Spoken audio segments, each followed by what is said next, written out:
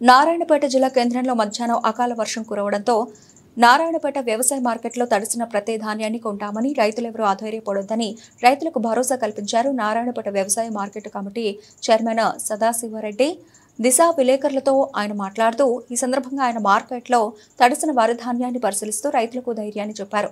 రైతులెవరూ అధైర్యపడొద్దు, తడిసిన ప్రతి ధాన్యాన్ని కొంటామని భరోసా కల్పించారు. కార్యక్రమంలో వ్యవసాయ market committee director Sharanappa, committee సభ్యులు పాల్గొన్నారు.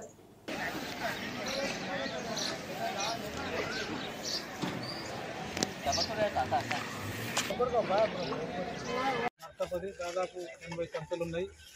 దాదాపు ఒక 8-10 సంచులు ఆయన ఒక్కనివే ఈ వరదల కొట్టుకుపోవడం జరిగింది.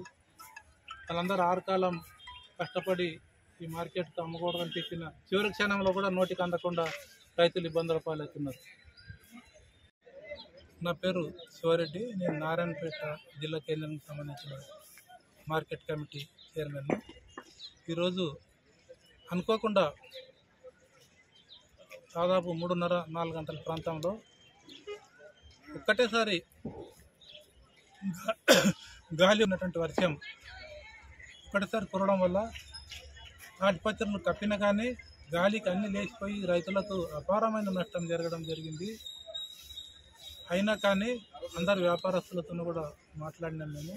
వాళ్ళందరూ కూడా ఈరోజు మొత్తం ఆ ధాన్యాన్ని కొంచెం ఆరిన తర్వాత రేపు ఉదయం రాగానే అన్ని కాంటాలు చేసుకున్నాం.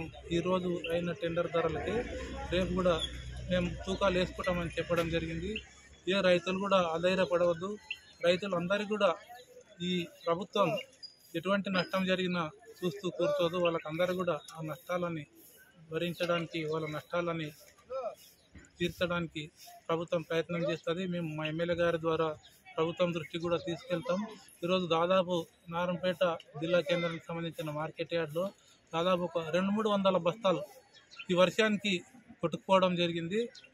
వాళ్ళందరికీ కూడా నష్టపరిహారం అందజేయడానికి మేము కలెక్టర్ గారికి మరియు మా ఎమ్మెల్యే గారికి వాళ్ళ దృష్టికి తీసుకుపోయి వాళ్ళ ద్వారా ప్రభుత్వాన్ని కూడా తీసుకుపోవడానికి మేము కృషి చేస్తామని చెప్పి తెలియజేస్తూ, ఎవరు కూడా రైతులు ఏదో మాత్రం అధైర్యపడవద్దండి. అందరి ధాన్యం ఇక్కడ మార్కెట్లో ఎవరైతే తెచ్చిండ్రో ఈరోజు అయిన టెండర్ ధరకే రేపు కూడా తూకాలు వేసుకుంటామని అందరు ఖరీదారులు, వ్యాపారస్తులు కూడా చెప్పడం జరిగింది.